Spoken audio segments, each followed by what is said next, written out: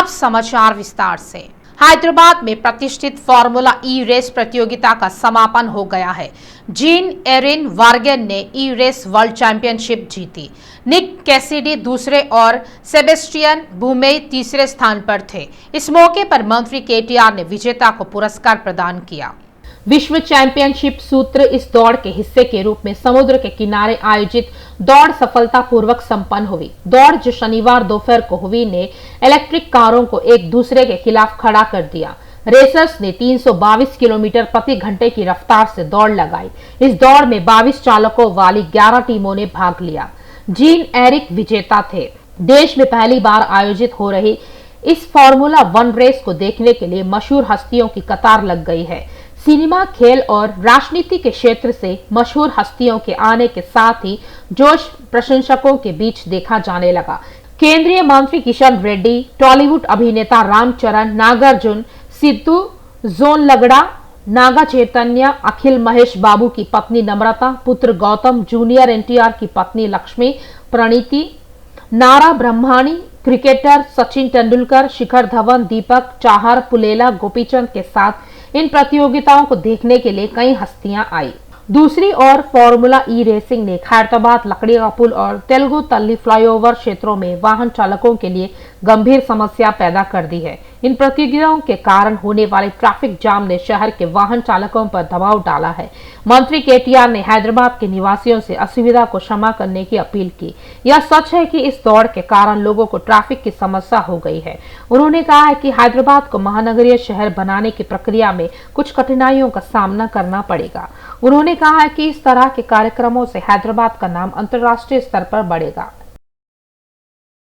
मंत्री तलसानी ने पुरानी बस्ती स्थित लाल दरवाजा अम्मवारी मंदिर के विस्तार एवं विकास कार्यों की समीक्षा की। इस बैठक में विधायक अकबरुद्दीन ओवैसी और विधायक बलाला शामिल हुए। तलसानी ने कहा है कि सीएम केसीआर द्वारा दिए गए वादे के अनुसार लाल दरवाजा अम्मवारी मंदिर के विस्तार और विकास कार्यों को जल्द शुरू किया जाएगा। मंत्री तलसानी ने कहा है कि इससे पहले जब सीएम देवी के दर्शन के लिए आए तो उन्होंने मंदिर के विकास और विस्तार का दावा किया था। इस आश्वासन के अनुसार मंदिर के विस्तार के लिए आवश्यक 1100 गज भूमि चिन्हित कर ली गई है। उन्होंने कहा है कि जमीन के मालिक भी जमीन सौंपने के पक्ष में है। उन्होंने बताया है कि मंदिर निर्माण के लिए जमीन देने वालों को सरकार ने मुआवजे के तौर पर 8 करोड़ 95 लाख रुपए मंजूर किए हैं। उन्होंने कहा है कि गरीब लोगों की जरूरतों को ध्यान में रखते हुए कंचनबाग, उप्पुगुड़ा और जंगमपेट में बहुउद्देशीय समारोह हॉल का निर्माण किया जा रहा है। उन्होंने कहा है कि विवाह व अन्य मांगलिक कार्यों के लिए इन फंक्शन हॉलों को 19 करोड़ रुपए स्वीकृत किए गए हैं। अधिकारियों को शेष 2 हॉल की टेंडर प्रक्रिया जल्द से जल्द पूरी करने का आदेश दिया। अधिकारियों को 10 दिनों के भीतर भूमि पूजन करने के लिए सभी आवश्यक कदम उठाने के निर्देश जारी किए गए हैं। गृह मंत्री महमूद अली ने कहा है कि राज्य में असामाजिक गतिविधियों के लिए कोई जगह नहीं है। उन्होंने कहा है कि मटका और जुआ जैसे अपराध पूरी तरह से बंद हो गए हैं। विधानसभा में बताया गया है कि तेलंगाना को छोड़कर देश में कहीं भी कोई भी शी टीम नहीं है। उन्होंने कहा है कि बंजारा हिल्स में integrated police command and control centre एक तकनीकी क्रांति है। उन्होंने यह भी कहा है कि वर्तमान में 331 शी टीमें हैं। कम्युनिटी सीसीटीवी कैमरे खास से एमपी फंड, एमएलए फंड और एमएलसी के फंड से और पुलिस डिपार्टमेंट के फंड के जरिए जुमला 10,37,259 सीसीटीवी कैमरे लगाए गए हैं, जिनमें से हैदराबाद में 4,91,901 कैमरे लगाए गए, राचाकुंडा में 1,67,456 कैमरे और साइबराबाद में 1,94,442 कैमरे लगाए गए हैं। पुलिस डेटा के मुताबिक मुल्क भर में सीसीटीवी कैमरे में सिर्फ तेलंगाना में 64% कैमरे हैं। यूनाइटेड किंगडम बेस्ड एजेंसी सर्वे के मुताबिक वर्ल्ड लेवल बेस्ट सिटीज़ में हैदराबाद को 16वां मुकाम हासिल हुआ है। हैदराबाद शहर को सीसीटीवी निगरानी के लिए कई नेशनल अवार्ड हासिल हुए हैं। हैदराबाद को सेफेस्ट सिटी बनाने में सीसीटीवी प्रोजेक्ट का बहुत अहम रोल रहा है। तेलंगाना तरक्की याफ्ता रियासत है, जहां आबादी से मुस्तसिल इजाफा होता जा रहा है, जिसकी वजह से शहरों की ट्रैफिक दिन ब दिन बढ़ती जा रही है। हैदराबाद, साइबराबाद और राचाकुंडा और आसपास के इलाके तेजी से फैल रहे हैं। मल्टीनेशनल कंपनियां, सॉफ्टवेयर इंडस्ट्रीज, दीगर बिजनेस और रिहायशी और तालीमी इदारे हैदराबाद, साइबराबाद और राचाकुंडा में और इसके आसपास के इलाकों में आबाद हो रहे हैं, जिसकी वजह से गाड़ियों के ट्रैफिक रोज़ बरोज़ इजाफा होता जा रहा है। अध्यक्षा, कोरोना में अगर सबसे ज़्यादा अगर गाड़ियाँ कहीं खरीदी गई हैं तो वो तेलंगाना स्टेट में खरीदी गई, क्योंकि यहाँ के तेलंगाना बनने के बाद हमारे ऑनरेबल सीएम साहब ने जिस तरह तेलंगाना स्टेट को डेवलप किया, जिस तरह यहाँ के फार्मर्स को डेवलप किया, यहाँ आईटी इंडस्ट्रीज को डेवलप किया, उसकी वजह से तेलंगाना स्टेट में दिन ब दिन कारों में इजाफा होता जा रहा है। स्वास्थ्य मंत्री हरीश राव ने कहा है कि निजी अस्पतालों पर अब तक कोई नियंत्रण नहीं है। उन्होंने कहा है कि निजी अस्पतालों पर नियंत्रण लाने के लिए सरकार क्लिनिक एस्टैब्लिशमेंट एक्ट लाने पर विचार कर रही है। सरकार का मकसद गरीब लोगों को निजी अस्पतालों में जाने के बजाय सरकारी अस्पतालों में कॉर्पोरेट सेवाएं मुहैया कराना है। हरीश राव ने कहा है कि एलबी नगर, एर्रागड्डा, अलवाल, गच्चीबौली में 4200 बेड वाले 4 सुपर स्पेशलिटी अस्पताल, नीम्स में 2000 बेड वाले सुपर स्पेशलिटी अस्पताल और वरंगल में 1100 करोड़ से 2000 बेड वाले सुपर स्पेशलिटी अस्पताल बनाए जा रहे हैं। बताया गया है कि करीब 10,000 सुपर स्पेशलिटी बेड गरीब लोगों के लिए उपलब्ध कराए गए हैं। उन्होंने स्पष्ट किया है कि इन 10,000 बिस्तरों के उपलब्ध हो जाने के बाद निजी अस्पतालों में जाने की जरूरत नहीं होगी। मुफ्त चिकित्सा सेवाएं प्रदान करने के लिए हैदराबाद में सुपर स्पेशलिटी अस्पताल, वरंगल में मुफ्त चिकित्सा सेवाएं प्रदान करने के लिए स्वस्थ शहर बनाया जाएगा। भाजपा विधायक रघुनंदन राव ने कहा है कि बोडुपल नगर पालिका के अंतर्गत विभिन्न कॉलोनियों के लोगों को दरवाजा नंबर आवंटित होने और पंजीकरण नहीं होने के कारण काफी परेशानी का सामना करना पड़ रहा है।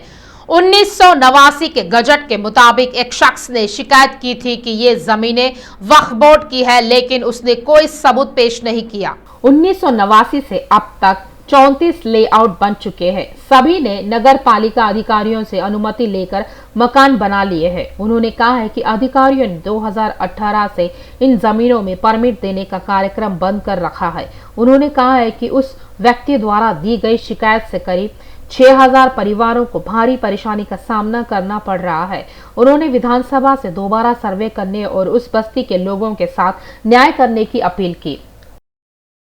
एमआईएम विधायक अकबरुद्दीन ओवैसी ने हैदराबाद में ट्रैफिक पुलिस पर ट्रैफिक कंट्रोल नहीं करने का आरोप लगाया। उन्होंने आलोचना की है कि वे किसी कोने में बैठकर वाहनों को चलाने का काम कर रहे हैं। उन्होंने विधानसभा में सरकार से आम लोगों पर कुछ दया दिखाने की मांग की। सरकार सामान्य ट्रैफिक चार्ज माफ करने के बारे में सोचना चाहती है, क्योंकि लोग पहले से ही बढ़ी हुई कीमतों से परेशान हैं। एक इंपॉर्टेंट बात मैं ये कहूंगा कि दिन दहाड़े जो कत्ल हो रहा है, इसको रोकना चाहिए। दिन दहाड़े हमले हो रहे हैं शहर में, पुलिस को इसको रोकनी चाहिए। ऐसे सख्त कानून लाने की जरूरत है कि लोग घबराएं हाथ में हथियार उठाने से पहले। तो मैं उम्मीद करता हूं कि हुकूमत इसका नोट लेगी। And one more thing sir, ये ट्रैफिक चालानात sir, traffic police is suppose to regulate the traffic sir, मगर we see sir the traffic police is not regulating the traffic sir. They sit in one corner hiding and they keep on clicking pictures sir. एक कोने में कहीं भी छुप के बैठे रहते हैं, छक छक फोटो, चालान घर पे। सर गरीब लोग हैं, महंगाई से परेशान है, रहम करिए उन पर। मेरी आपसे दरखास्त है, थोड़ा रहम करिए सर उन पर। गैस की कीमत बढ़ने से परेशान, पेट्रोल से परेशान, डीजल से परेशान, महंगाई से परेशान, घर से निकल रहे हैं तो पुलिस वालों से परेशान, छुपा हुआ है, टिक की टिक मार दे रहा है, चालान भेज दे रहा है सर। और इसमें सर गरीब को ही चालान भरना पड़ा है। मैं हुकूमत से मुतालबा करूंगा, होम मिनिस्टर साहब से कहूंगा, हां साहब सही है, यह जरूरी है कि हमको कानून को इंप्लीमेंट करना है, हेलमेट पहनना है, ट्रिपल राइडिंग नहीं होना है, लेकिन उसके बाद भी जरा थोड़ी इतनी सख्ती ना करे, मेरी आपसे दरखास्त है। और जितने छोटे मोटे चालानात हैं उनको अगर माफ कर सकते हैं तो माफ करिए, गरीब आवाम खुश हो जाएगी। छोटे मोटे माफ कर दीजिए। एटलीस्ट कोविड के टाइम पर भी हम मुतालबा कर रहे थे कि कोविड के टाइम पे जो चालानात हुए उसको माफ करिए। वैसे ही अगर टू व्हीलर्स का अगर रहा, छोटी टू व्हीलर्स का और ऑटोस का रहा तो जरा उसके ऊपर भी करें। और मैं ऑनरेबल स्पीकर सर, आपके जरिए मैं एक दो रिक्वेस्ट करना चाहता हूं sir. Request to promote ASIs as SI civil who have successfully completed their 20-month of pre-promotional training of SIS at TSPA Hyderabad Zone 6. Sir, the ASIs of 1993 and 1984 batch police department are waiting for promotion as SI civil since last 20 months. Congress ने budget पर chargesheet जारी की है। AICC कार्यक्रम समिति के अध्यक्ष ALET Maheshwar Reddy ने आरोप लगाया है कि BRS सरकार ने राज्य को कर्ज के ढेर में बदल दिया है। उन्होंने कहा है कि अनुमानित बजट और वास्तविक बजट के बीच कोई संबंध नहीं है। मंत्री हरीश राव ने कहा है कि भजन करने के अलावा बजट वास्तविक रूप नहीं ले रहा है। इस राष्ट्र को दिया था, इस राष्ट्र में एक फाइनेंशियली स्ट्रांग स्टेट को हमने दिया था और इस राष्ट्र को 8-8.5 साल में 5 लाख करोड़ की खर्च बनाकर अब तक 17 लाख करोड़ रुपए के बजट पेश करने के बावजूद भी इस राष्ट्र में कोई डेवलपमेंट नहीं हो रहा है और कोई वेलफेयर स्कीम्स प्रॉपर्ली नहीं चल रहा है। और इस राष्ट्र में जो बजट पेश किया जा रहा है उस बजट का जो डिफरेंस जो एक्चुअल्स में और ये जो बजट में जो डिफरेंस अंतर है वो एक बंगाल की इतना बड़ी अंतर है। तो ये फैक्ट्स के बहुत ही दूर में ये बजट पेश किया जा रहा है। फैक्ट्स इसमें नहीं दिखाई दे रहा है, सिर्फ ये नंबर दिखाई दे रहा है। ये नंबर से कुछ होने वाला नहीं है। हम यही सोचते हैं कि इस राष्ट्र में एक सीधा साधा फैक्चुअल के बेस्ड बजट बनाए तो ठीक होगा। संगारेड्डी निर्वाचन क्षेत्र के विकास कार्यों के लिए कांग्रेस विधायक जग्गारेड्डी ने मंत्री हरीश राव के साथ प्रतिनिधित्व किया। विधानसभा में मंत्री हरीश राव को विधानसभा क्षेत्र के विकास के लिए विधायक निधि देने के लिए अपने कक्ष में एक साथ आने को कहा गया। विधायक जग्गारेड्डी ने कहा है कि SREGS योजना के तहत 5 करोड़ 50 लाख की राशि की मांग की गई है। संगारेड्डी में फतेह खान दरगाह के विकास के लिए 3 करोड़, ईद पर्व के विकास के लिए 5 करोड़ और दीन डार खान फंक्शन हॉल के विकास के लिए 5 करोड़। वे संगारेड्डी में मुसलमानों, हिंदुओं और ईसाइयों के कब्रिस्तान के लिए 5-5 एकड़ जमीन चाहते थे। उन्होंने सरकार से पहल करने और जल्द ही जमीन आवंटित करने को कहा। जग्गारेड्डी ने कहा है कि विभिन्न विकास कार्यों के लिए राशि मांगी गई है। जग्गारेड्डी के साथ तेलंगाना राज्य आर्य वैश्य महासभा के उपाध्यक्ष टोपाजी अनंत किशन गुप्ता और जिला युवा संघ के अध्यक्ष टोपाजी हरीश गुप्ता ने आर्य वैश्य भवन के लिए याचिका दी। महेश्वरम निर्वाचन क्षेत्र भाजपा प्रभारी और राज्यकारी समिति के सदस्य इंडेला श्रीरामुलु यादव ने मांग की है कि मंत्री सबिता इंद्रा रेड्डी बताए कि पहाड़ी शरीफ मेन रोड के निर्माण में और कितने महीने लगेंगे। स्थानीय लोगों की शिकायत के अनुसार फहेदी शरीफ का दौरा करने वाले श्रीरामुलु यादव सरकार के व्यवहार पर भड़क गए। इंडाला श्रीरामुलु ने चिंता व्यक्त की है कि अत्याधुनिक मिट्टी और धूल के कारण बच्चे सहित बूढ़े लोग बीमार हो रहे हैं। जीएचएमसी से चंद कदम की दूरी पर स्थित जलपल्ली नगर पालिका में सड़कें और जल निकासी व्यवस्था अव्यवस्थित हो गई है, लेकिन स्थानीय जनप्रतिनिधि ध्यान नहीं दे रहे हैं। पहाड़ी शरीफ ने चेतावनी दी है कि अगर जल्द से जल्द मुख्य सड़क का काम पूरा नहीं किया गया तो वे स्थानीय लोगों के साथ आंदोलन शुरू करेंगे। मछुआरा संघ के राष्ट्रीय सचिव लेलेला बालकृष्णा ने कहा है कि इस बजट में मत्स्य उद्योग के विकास और कल्याण के लिए धन आवंटित नहीं करके केंद्र और राज्य सरकार ने घोर अन्याय किया है। इसीलिए इस माह मत्स्य समाज के अध्यक्षों का 20वां राज्य सम्मेलन आयोजित किया जा रहा है। मत्स्य सहकारी समितियों के अध्यक्षों और शासी निकाय के सदस्यों को इस कार्यक्रम में भाग लेने और इसे सफल बनाने के लिए बुलाया गया है। लेलेला बालकृष्णा ने तेलंगाना में जिला और राज्य मत्स्य सहकारी समितियों के लिए तत्काल चुनाव की मांग की। इस बजट में प्रत्येक मत्स्य समाज को 10 लाख की आर्थिक सहायता देने का अनुरोध किया गया है। उन्होंने कहा है कि 20 तारीख को होने वाले मत्स्य समाज के अध्यक्षों के राज्य सम्मेलन में एक संकल्प लिया जा रहा है। तेलंगाना के मछुआरों ने हैदराबाद में सुंदरैया विज्ञान केंद्र में मत्स्य श्रमिक संघ की राज्य समिति के तत्वावधान में एक दीवार पोस्टर का अनावरण किया। सीएम केसीआर ने विधान परिषद में चीफ व्हिप और व्हिप को अंतिम रूप दिया। बीआरएस एमएलसी भानु प्रसाद राव को विधान परिषद में मुख्य सरकारी सचेतक नियुक्त किया गया है। साथ ही एमएलसी शंभीपुर राजू और पड़ी कौशिक रेड्डी को सरकारी सचेतक के रूप में नियुक्त किया गया है। शंभीपुर राजू और पड़ी कौशिक रेड्डी ने व्हिप नियुक्त करने के लिए सीएम केसीआर को धन्यवाद दिया। प्रगति भवन में केसीआर से विनम्रता से मुलाकात की। ये नियुक्तियां कल से प्रभावी है। सीएस शांति कुमारी ने इस आशय के आदेश जारी कर दिए हैं। दूसरी ओर सीएम केसीआर ने एमएलसी बंदा प्रकाश मुदिराज को विधान परिषद का उपसभापति चुना है। बंदा प्रकाश ने उपसभापति पद के लिए नामांकन दाखिल किया। मारेदुपल्ली के पद्मशाली कल्याण मंडपम में स्वीकार उपकार मानसिक विकलांग पुनर्वास केंद्र के पूर्व छात्रों का एक उत्साही जमवाड़ा आयोजित किया गया।